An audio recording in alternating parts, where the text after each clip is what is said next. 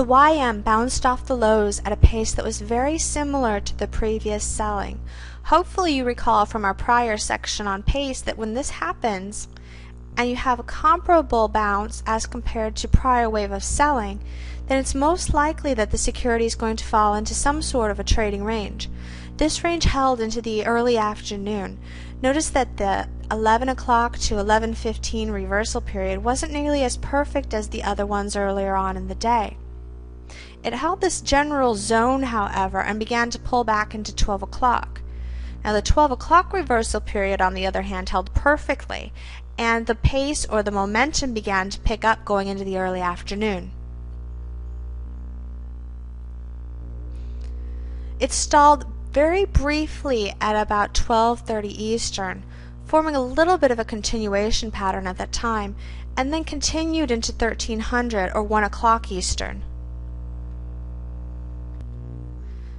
As I mentioned earlier, this tends to be more important than the 1231, and as a result, the YM found itself pushed into another trading range that lasted for about an hour.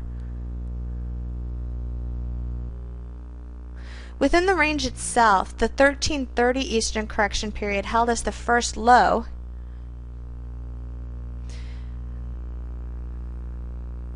and the 1400 one, shown right here, is the one that led into the breakout for new intraday highs. This move resumed at 1430, but it then found itself at a brick wall heading into the last hour of the day.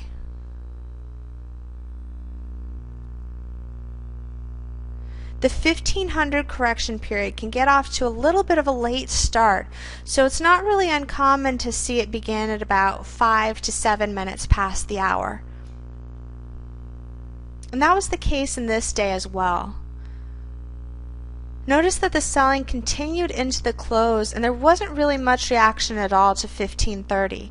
Even though if you drop down to a smaller chart, and I didn't have this ball shown here, you'd see it stalled a little bit for a couple of minutes right there before the close.